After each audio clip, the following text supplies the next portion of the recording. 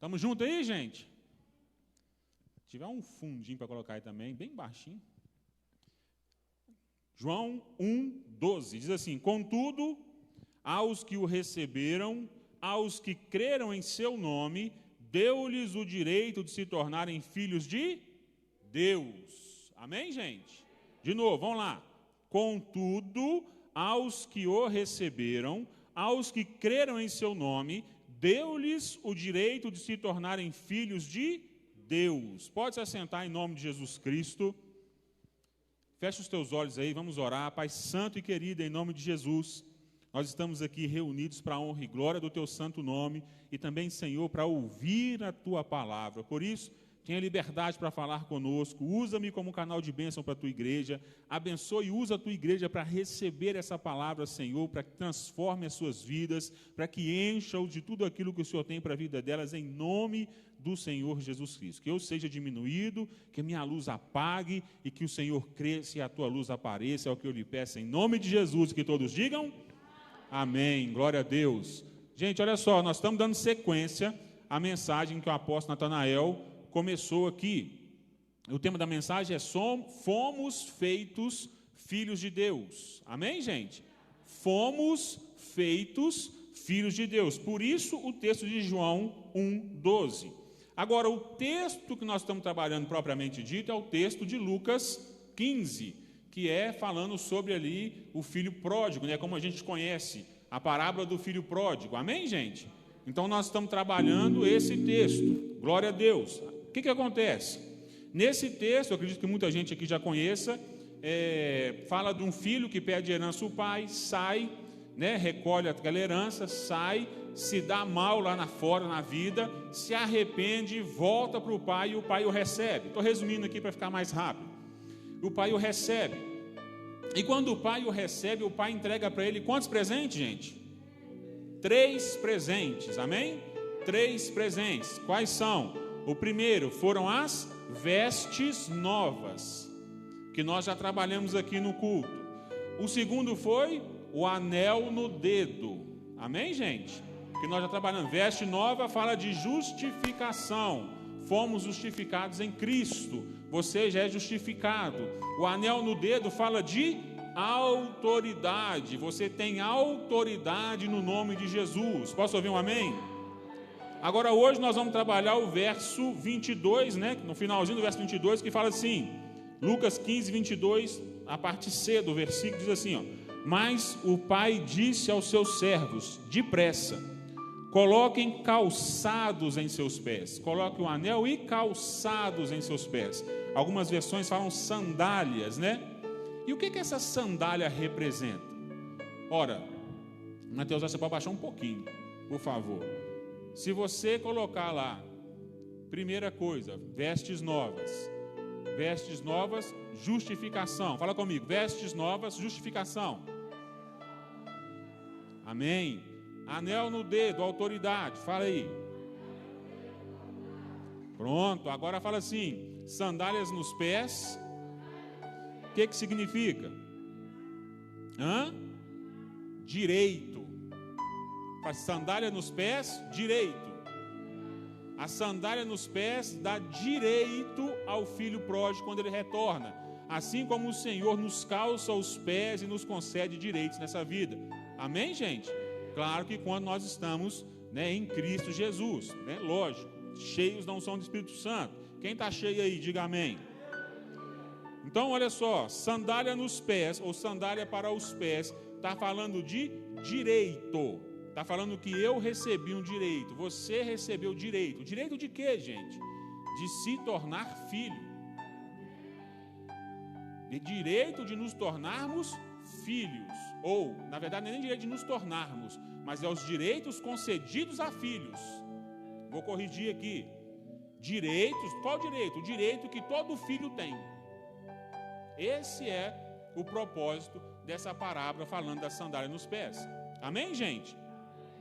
Olha, o terceiro presente que o pai deu ao filho pródigo foram as sandálias para os pés. Mas o que as sandálias representam na palavra de Deus? Já falei, representam direitos. O pai estava aqui dando ao filho pródigo os direitos como filho.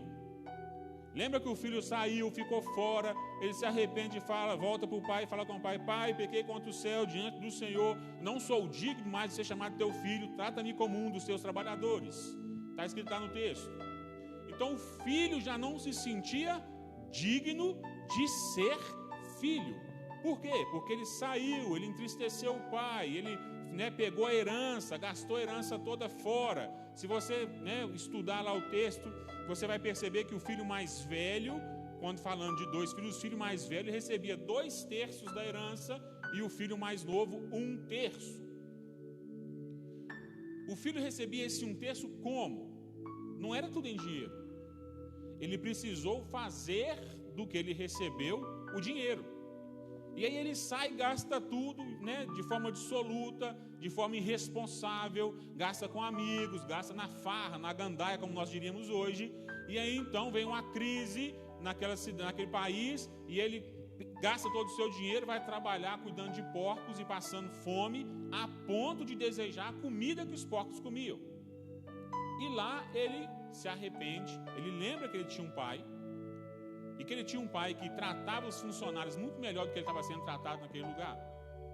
E aí ele volta então para o pai com essa perspectiva, não de filho, mas de servo, de trabalhador, de empregado. Agora, o amor de Deus é tão maravilhoso, que Deus não se preocupa, porque a palavra, o pai aqui representado nessa parábola, é Deus. Amém, gente? Deus não se preocupa com a situação, o pai ali não se preocupa com a forma com que ele saiu, mas se alegra porque ele voltou. Deus não está preocupado com quem está lá fora, do que está fazendo. Não, aquele cara lá me entristeceu, aquela mulher lá me entristeceu, esse povo me entristeceu. Não, Deus fica alegre, é quando você reconhece Ele como Pai e volta para Ele. E é isso que a parábola está dizendo aqui. E quando o filho pródigo chega diante do pai, falando que não é digno mais de ser chamado filho, o pai não responde verbalmente, mas com os 3 presentes, o pai coloca ele numa posição de filho novamente.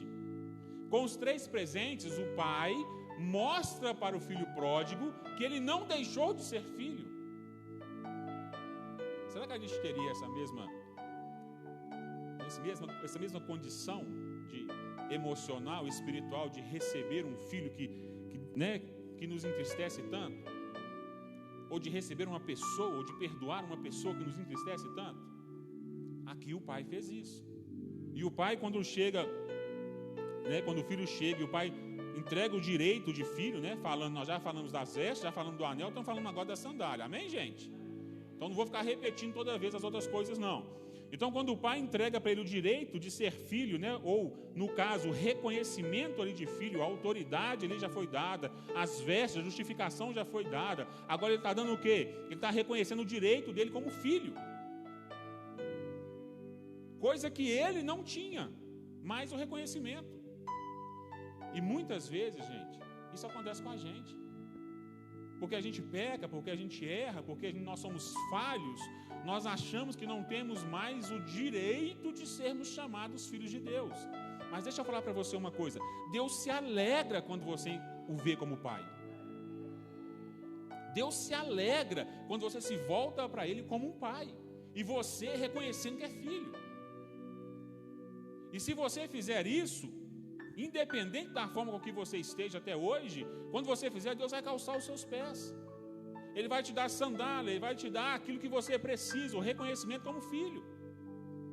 Quem está entendendo, diga amém. A atitude oposta, quando fala de calçar as sandálias, está falando de dar direito. Sim ou não, gente? No Velho Testamento, e inclusive no Novo Testamento, tem passagens falando, confirmando, nós vamos ler aqui já já. Agora, você conseguiu colocar? Agora é o seguinte: quando coloca a sandália no pé, está falando que de direito. E quando tira, está tirando o quê? Direito. E a gente precisa entender isso. Quando o filho pródigo vem, a sandália é colocada nos pés, o Senhor, o pai, ele no caso, está reconhecendo o direito do filho. Está falando, olha, você não deixou de ser meu filho, você continua sendo filho, você continua sendo meu representante. Agora, também acontece no Velho Testamento, de quando as pessoas vão fazer negócios, a pessoa confirma o negócio tirando a sandália. A pessoa, estou fazendo negócio com o Mateus. Naquele tempo, lembra, não tinha documento, cartório para registrar, nada disso não. Qual que era ali o selar daquele compromisso? Era eu tirar a sandália dos meus pés e passar para ele. Mateus está comprando uma terra de mim. Aí eu vendi a terra para ele. Agora eu tiro a sandália e passo para ele, porque a partir de agora ele é dono daquela terra. E a sandália dá direito para ele. Está entendendo o que eu estou falando? Essa sandália dá direito, fecha, sela o negócio. E é isso que acontece lá em Ruth 4, no verso 7 e 8. Acontece, não, é isso que é falado lá, né? Fala assim, olha, antigamente em Israel, para que o resgate e a transferência de propriedade fossem válidos, a pessoa tirava a sandália e a dava ao outro. Assim, oficializavam os negócios em Israel.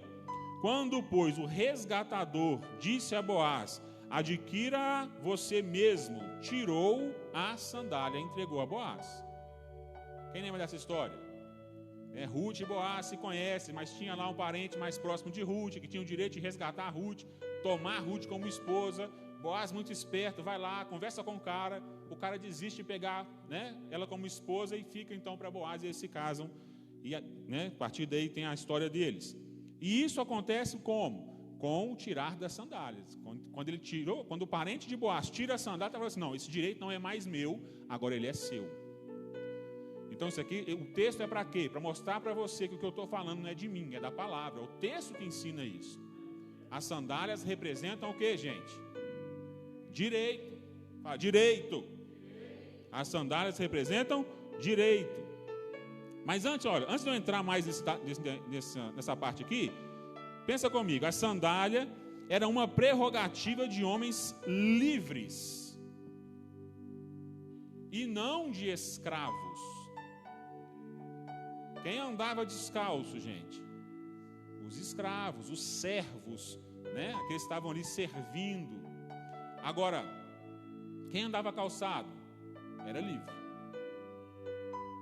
Quando o filho pródigo vem em direção ao pai, e o pai manda colocar a sandália nos pés, o pai está tirando ele do momento de escravidão e trazendo ele para a liberdade. Para a liberdade como filho. Está tirando ele daquela situação que o mundo tinha colocado ele, né, que ele se colocou no mundo, na verdade. Né, aquela escravidão que ele estava vivendo, aquele sentimento de escravidão que ele estava vivendo, e faz dele livre. E o que o Pai, ou o nosso Deus, fez comigo e com você quando Ele calçou os nossos pés? A palavra diz que Ele nos tirou do império das trevas e nos trouxe para o reino da luz. O Senhor tirou você da condição de escravo e fez de você filho. Gente, isso é poderoso, isso é maravilhoso. Antes você era escravo. Mentira, pastor, eu nunca trabalhei como escravo. Irmão, se você não tem Cristo no seu coração, você é escravo do sistema desse mundo. Você é escravo do diabo e seus demônios. Você pode não vê-los, você pode não adorá-los, mas eles estão agindo na sua vida, porque quem impede eles de agir na sua vida é Cristo.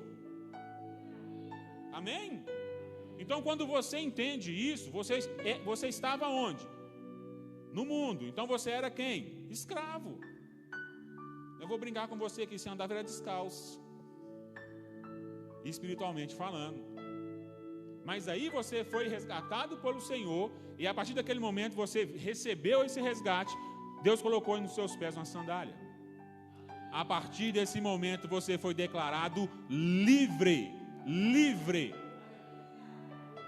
Louvado e exaltado seja o nome do Senhor.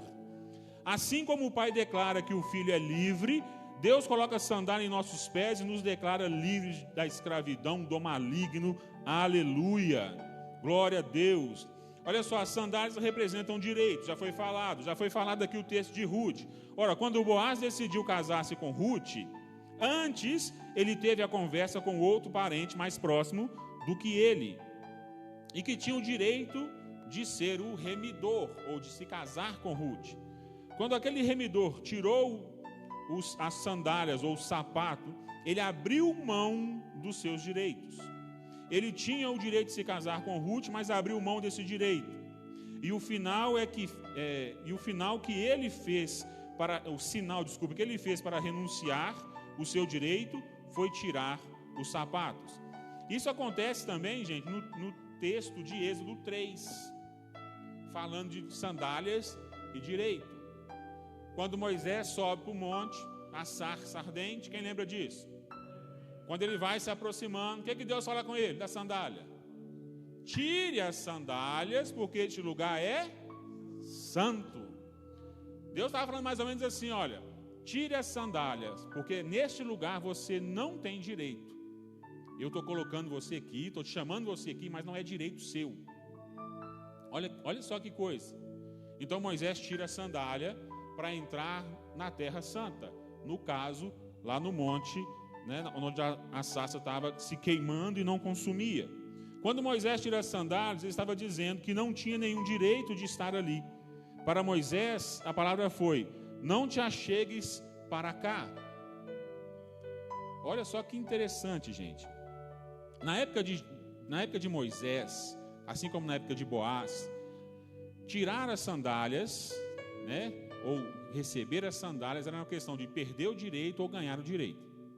Quando Moisés sobe lá na sarça ardente, no monte da sarça ardente, quando ele vê que ele se achega diante daquela sarça ardente, Deus fala com ele assim: ei, peraí, aqui não, aqui você não tem direito. Só que o Senhor Jesus está ensinando por meio dessa parábola que quando nós hoje, por meio da nova aliança, nos aproximamos do Pai, nos é dado o direito. Ora, antes, na velha aliança, ninguém tinha direito de chegar diante de Deus. Era um sumo sacerdote, Moisés também depois, né, foi tendo essa liberdade. Agora, na nova aliança em Cristo Jesus, esse direito é meu e é seu. Nós podemos nos achegar diante de Deus, ter livre acesso a Deus, porque por meio de Jesus, porque por meio de Jesus nós somos justificados, ganhamos autoridade e recebemos direito. Amém ou não amém, gente? Então é importante para nós reconhecermos isso. Ele diz assim, ó, não te achegues para cá, fala com Moisés. Mas para nós hoje é acheguemo-nos com ousadia no Santo dos Santos. É o que a palavra diz. Hoje temos direitos que nos foram garantidos pela nova aliança. Em Romanos 8, no verso 15 em diante, diz assim, olha: pois vocês não receberam um espírito que os escravize para novamente temerem, mas receberam um espírito que os torna filhos por adoção, por meio do qual clamamos: Abba, Pai. O próprio Espírito testemunha ao nosso espírito que somos filhos de Deus. Está confirmado no seu coração aí? Se somos filhos, então somos herdeiros de Deus e co-herdeiros com Cristo. O Espírito Santo confirma no meu espírito que eu sou filho. É assim que você tem que buscar viver a sua vida. Você não precisa viver debaixo de uma legalidade, achando que você precisa agradar a Deus para ser aceito por Deus. Muitas pessoas pensam que para nós sermos aceitos por Deus, nós precisamos agradar a Deus primeiro, e a partir daí nós podemos nos achegar a Ele como filhos. Não, querido. Lembra do filho pródigo? Ele entristeceu, quando ele voltou, a única coisa que o pai vê no filho é o arrependimento, que ele consegue enxergar por meio da atitude do filho pródigo. E se você demonstra arrependimento, e se você recebeu Cristo como Senhor e Salvador, querido, você é filho. Pastor, mas eu estou lutando contra o pecado ainda. Glória a Deus, meu querido, porque você é filho, e sendo filho você tem autoridade para lutar contra ele. Você tem direito para lutar contra ele. As suas vestes foram trocadas e você foi limpo, justificado para a honra e glória do nosso Senhor Jesus. Não importa a sua situação hoje, o que importa é você crer que você é filho, e não só que você é filho, mas que você é um filho amado de Deus. Porque nós somos filhos amados do Senhor. Amém, gente? Quando o filho recebe sapatos novos, Isso significa que os seus direitos de filhos estão sendo restaurados. Se você é filho, você tem direito. Quando você aceitou Cristo, você se tornou filho. E se você se tornou filho, você tem direitos. Amém, gente? E eu não estou falando aqui de direito de colocar Deus na parede e prensar Ele para dar o que você quer. Não, eu estou dizendo aqui que você ganhou justificação, você recebeu salvação, justificação, autoridade. Você recebeu direito. Direito de falar, bater a mão no peito e falar assim, eu sou um filho amado do Senhor. Você pode fazer isso? Bata no seu peito com convicção, né? Você não tem que me convencer não, mas é bom que o inferno se convença disso. Fala assim, eu sou um filho amado de Deus. Aleluia, você pode aplaudir a Ele em nome de Jesus.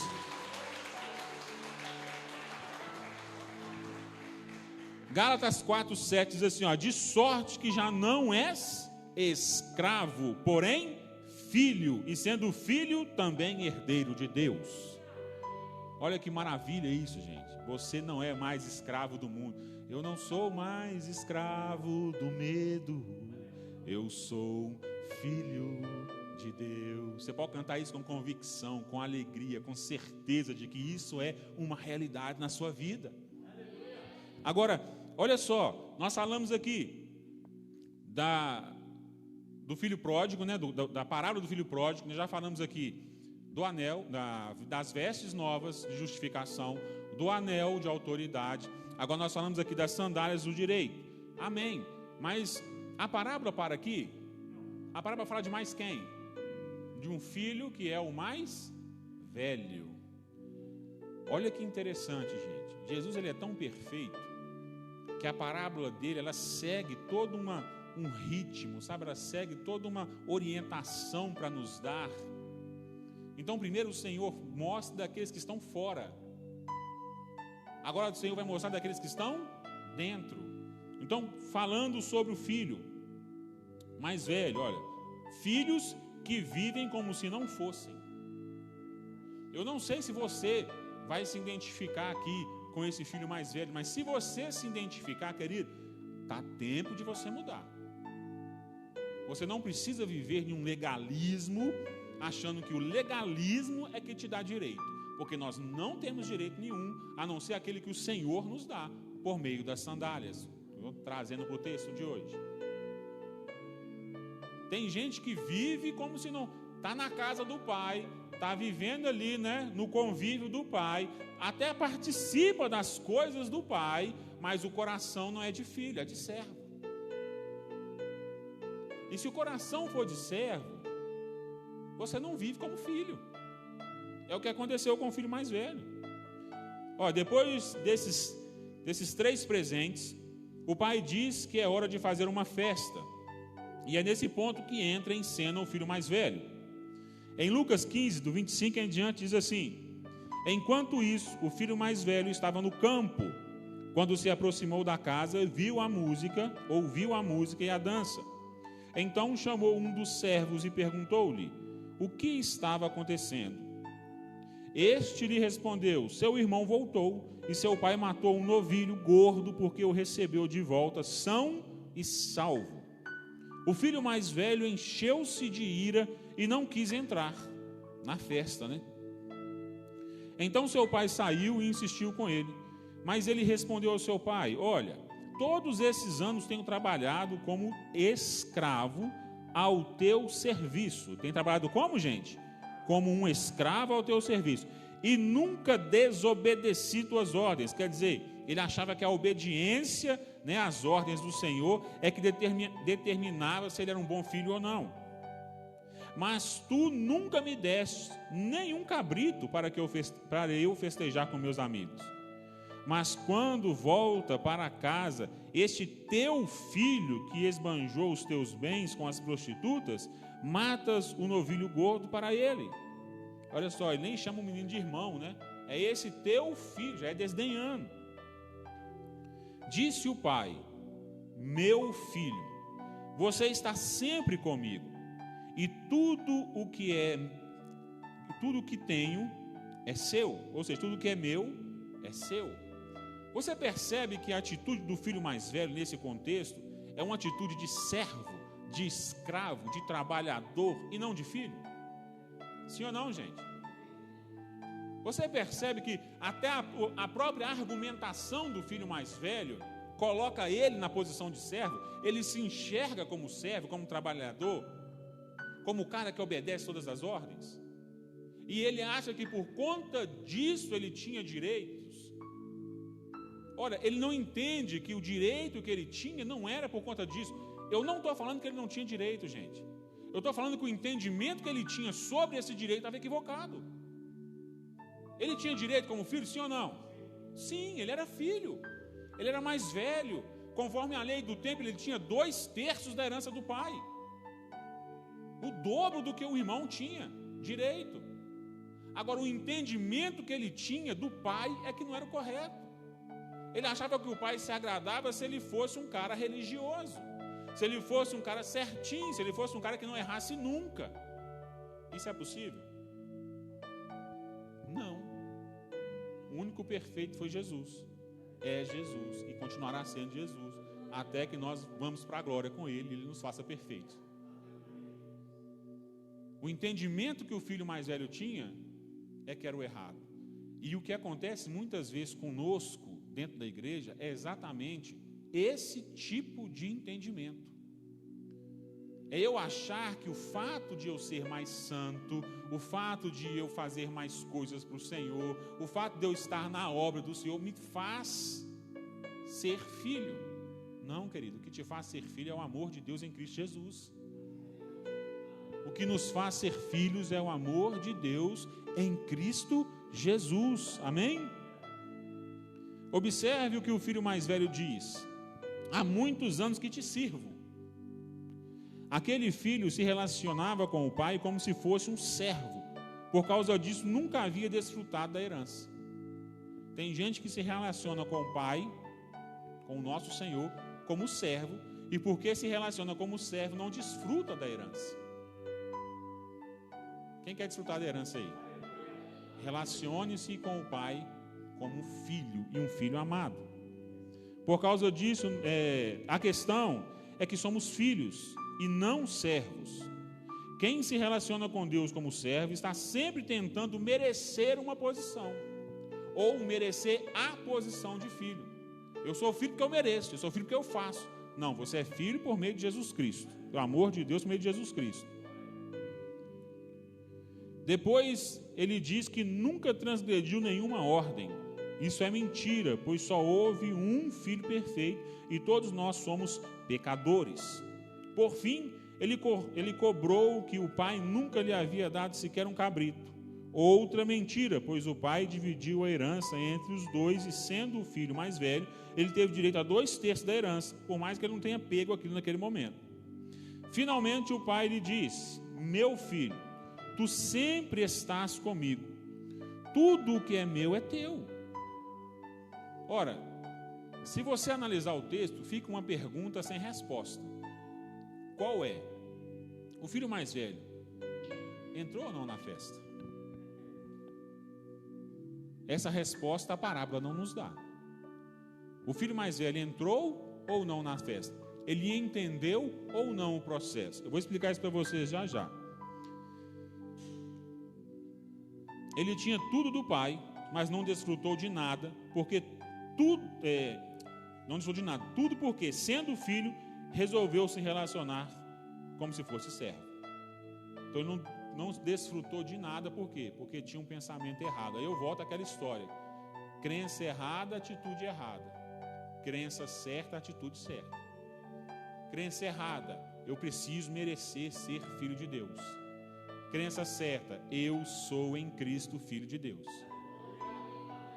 Se você entende isso, toda a sua percepção da palavra de Deus muda. Toda a sua percepção espiritual muda. Não é eu merecer. Merecer nós não merecemos. Se alguém acha que merece, está errado. Porque nós não merecemos. Foi nos dado por meio da graça. Eu não mereço, mas foi um favor me concedido. Amém, gente? Então olha só, sobre o filho pródigo. Pedir a herança é querer sair da dependência do pai, é querer agir por conta própria, sem ter que dar satisfação ou ter que prestar obediência. O que o filho pródigo representa? Representa esse tipo de atitude. É a pessoa que quer viver por conta própria, é a pessoa que quer fazer aquilo que dá na telha, é a pessoa que não quer obedecer a palavra, é a pessoa que acha que é mais inteligente que Deus, ou é a pessoa que acha que tem mais poder do que Deus, porque prefere rejeitar um Deus que é pai amoroso para viver conforme a sua própria vontade. Esse é o filho pródigo. As pessoas que vivem assim, vivem como se fosse o filho pródigo. O filho pródigo pede herança por quê? Porque está se dando bem com o pai e aceitava tudo bonitinho? Não. Ele pede herança porque queria, ir para o mundo, fazer as coisas do jeito dele, conforme a vontade dele, sem ter que prestar conta e dar satisfação para o pai. Toda vez que nós agimos assim, nós nos damos mal. Mas louvado seja o nome do Senhor, que todas as vezes que nós agimos assim, se houver arrependimento, o Senhor nos recebe de volta. Posso ouvir um amém? O arrependimento de um pecador é uma dádiva de Deus, resultado de ter sido achado, e não uma condição para ser achado. Ora, o arrependimento o arrependimento de um pecador é uma dádiva de Deus. O que é dádiva? Deus te deu. É um presente de Deus para você. Tem gente que acha que só pode se chegar diante de Deus depois que se arrepende. Não, o arrependimento não vem de você, é Deus que derrama sobre a sua vida para que você entenda. Não sou eu do nada, como diz o João, do meio do nada, né, João? Do meio do nada, eu cismo que vou me arrepender e me arrependo. Não, eu fui chamado, eu fui achado pelo Senhor. Se você prestar atenção no texto de Lucas 15, você vai ver que existe uma seção de 3 parábolas: a ovelha perdida, a dracma perdida e o filho perdido. Quando você vai olhar lá no verso 1, 1, 2 e 3, se não estiver enganado, Jesus fala dessas 3 parábolas, da ovelha perdida, da dracma perdida e do filho perdido, para responder os escribas e fariseus. Porque eles estavam questionando Jesus, porque Jesus tinha comunhão com os publicanos, com as prostitutas ali, né, que estavam ali, com as mulheres que estavam ali. Porque Jesus se relacionava com os pobres, com os necessitados. Então, porque ele tinha comunhão com os necessitados, porque ele tinha comunhão com aqueles que eram pecadores, os escribas e fariseus estavam questionando o Senhor. Como pode esse ser Deus, né? Como pode esse ser filho de Deus estar tendo comunhão com o pecador? Porque o entendimento desses escribas e fariseus é o entendimento do filho mais velho. Quem está entendendo, diga amém. Então, por isso que quando você olha lá, quem foi achado, a ovelha foi perdida, a dracma foi perdida e o filho foi perdido. Há uma progressão de valores. A ovelha era uma para 100. A dracma era uma para 10. E o filho era 1 para 1. Então houve uma progressão de valores. O Senhor vai mostrando direitinho. E nós precisamos entender o seguinte, que a ovelha perdida, quem achou? Foi o pastor, né? Falando da parábola, foi o pastor. A dracma perdida, quem achou? Foi a dona lá, a mulher, varrendo a casa. Então, nem a ovelha nem a dracma viveram arrependimento para voltar, mas foram encontrados. Assim como o filho também foi encontrado pela graça, para que houvesse no coração dele arrependimento para ele voltar. A gente precisa entender isso. Vocês estão entendendo o que eu estou falando? Quando eu me arrependo, não sou eu me arrependendo propriamente dito, mas é Deus me concedendo graça para que eu perceba a minha miserabilidade e me arrependa. É isso que acontece. Por isso nós temos que orar e pedir ao Senhor sempre para que o Senhor venha encher o nosso coração com a palavra e com a presença dEle, para que nós reconheçamos isso. Sim ou não, gente? Agora, essa condição, né, de nós sermos achados pela graça, não é só isso que Deus nos dá. Olha só, a parábola mostra o pai estendendo ao filho todo o conjunto de elementos relacionados ao perdão e à reconciliação. O filho pródigo merecia alguma coisa? Não. Mas o pai dá o perdão sem nem ele pedir, né? Ele mal chega a pedir. O pai reconhece na atitude dele o arrependimento e já perdoa. E já vai diante dele. O pai sai do lugar e vai em encontro a ele. O pai reconcilia ele como filho? Reconcilia ele, fica o reconciliamento do filho com o pai? Sim. Então Deus, a parábola de Jesus é mostrando Deus fazendo isso conosco.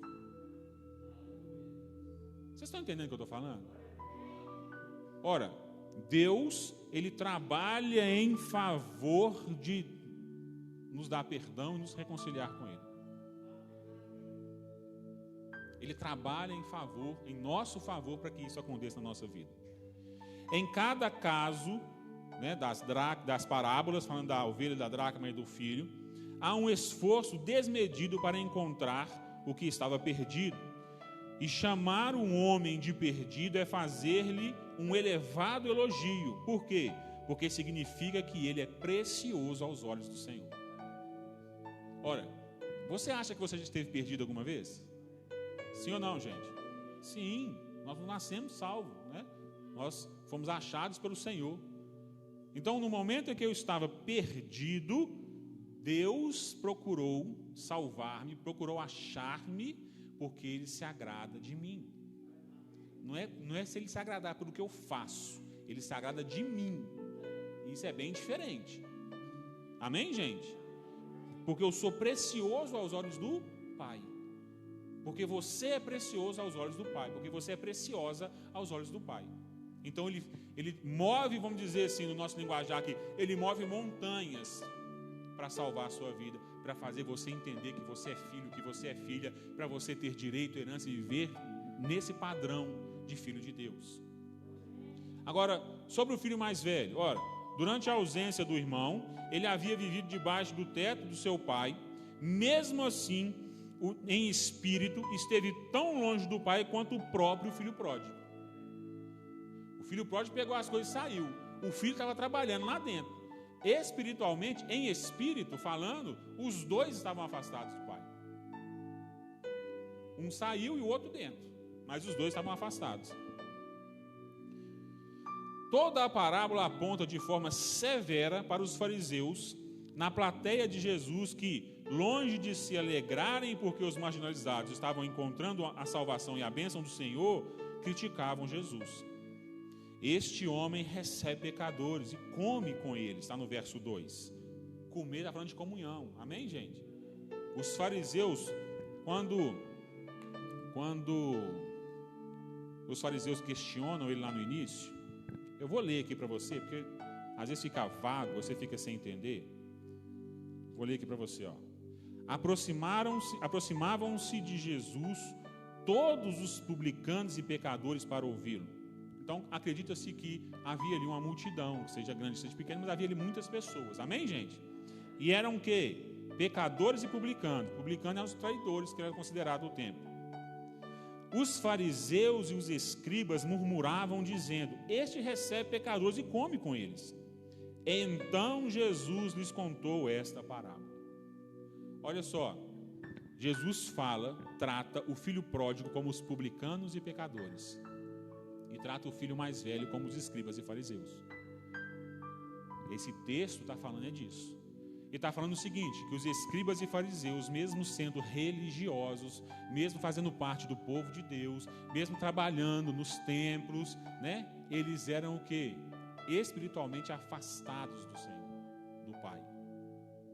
Enquanto que aqueles que estavam longe, estavam se arrependendo e voltando. Sabe uma coisa que é extremamente difícil de acontecer? É um religioso reconhecer o seu erro e se arrepender. Porque ele sempre acha que ele está certo, porque ele é religioso. É o que acontecia com os escribas e fariseus. E é o que acontece com muito cristão hoje. Só que quando isso acontece na vida de um cristão, ele não está mais próximo de Deus. Pelo contrário, ele está mais afastado. Por quê? Porque para eu me aproximar de Deus, eu preciso reconhecer Cristo. É exatamente isso que os escribas e fariseus não estavam fazendo nesse contexto. Reconhecendo Cristo como Filho de Deus. Se você reconhece Cristo como Filho de Deus, então você entende do amor de Deus pela sua vida, você entende que você não é merecedor e que esse amor foi te dado por meio da graça e não de religião e não de obras. Está entendendo, gente? Se é dado por meio da graça, eu gosto muito da oração do Pai Nosso, né? Tem dia que eu pego para orar o Pai Nosso, e eu tem vezes até que eu durmo, gente, estou orando o Pai Nosso. Mas não é a oração que está escrita lá, não. É porque quando eu vou orar o Pai Nosso, eu falo assim, Pai. Porque é para começar, Pai Nosso que estás no céu. Quando eu falo Pai, aí eu paro e falo assim, Senhor, muito obrigado por me fazer filho. Muito obrigado por me fazer filho amado. Muito obrigado por ser um Pai amoroso. E aí vai, Pai Nosso. Se o Pai é nosso, Ele não é só meu, Ele também é daqueles que estão em minha volta. Se Ele é se aqueles que estão em minha volta são filhos de Deus, qual é a forma de eu agradar a Deus sendo filho? É amando aqueles que estão à minha volta. E aí você vai desenvolvendo o Pai Nosso. E eu gosto muito disso. Por quê? Porque isso traz esse entendimento de graça. Querido, você não paga para receber. Você recebe, é dado, é um presente. Deus põe na sua mão. Você pode até achar que você tem algum direito, mas quando você pensa assim, você não está reconhecendo a graça. E se você não reconhece a graça, você se afasta de Deus. Esse é o problema, é justificação própria, ou é autojustificação. Porque se eu sou muito religioso, eu acho que sou eu que me salvo, e não Cristo que me salva. Agora, se eu entendo a graça, então eu sei que eu sou salvo sem merecer. E se eu não mereço salvação, o meu irmão do lado, que também não merece, também pode ser salvo. Também pode receber essa salvação. E aí eu começo a agir de forma diferente. Amém, gente? Ora, viver na religiosidade e não no amor é o que muita gente faz, é o que muito cristão tem feito. Então troca, inverta isso, viva no amor e não na religiosidade. Quando o filho mais velho vai conversar com o pai, ele fala para o pai, o teu filho fez isso, o teu filho saiu com prostitutas, o teu filho fez coisas erradas, o teu filho fez coisas ruins, o teu filho pecou. É mais ou menos dizer assim, ó, eu estou aqui fazendo tudo certinho, o teu filho que pecou, só dá festa para ele? Só que aí o pai responde para ele o quê? Meu filho, o teu irmão voltou. Estava perdido e foi achado. Nesse momento o Senhor está ensinando o quê? Para os fariseus, que cada um dos pecadores e publicanos dessa parábola, dessa passagem, na verdade, porque isso aqui não é parábola, dessa passagem, antes de Jesus falar da parábola, cada um dos pecadores e publicanos eram irmãos dos escribas e fariseus. E isso eles não conseguiam aceitar. E é isso que nós precisamos mudar na nossa vida. Está lá fora um monte de gente perdido na escuridão, mas em Cristo eles são nossos irmãos. O que precisa acontecer? Eles precisam ter consciência disso, coisa que hoje eles não têm. E quem é que vai dar essa consciência para eles? O Espírito Santo de Deus, usando a mim e a você para isso, em nome de Jesus. Ora, nós estávamos perdidos, nós estávamos, vamos dizer, afogados nesse mundo, perdidos, mas o Senhor Jesus estende a mão para nós. Se você está aqui, não é porque você teve força suficiente para vir, é porque Cristo estendeu a mão para você estar aqui. E se Cristo te estendeu a mão, te tirou do lugar e te trouxe para cá, Ele fez isso com cada um de vocês, comigo, e Ele pode fazer isso com todos aqueles que estão lá fora. O que precisa é nós, como filhos, entendermos que somos irmãos em Cristo. Amém, gente? Coloca o louvor para mim, por gentileza. Eu gostaria que você ficasse de pé em nome de Jesus.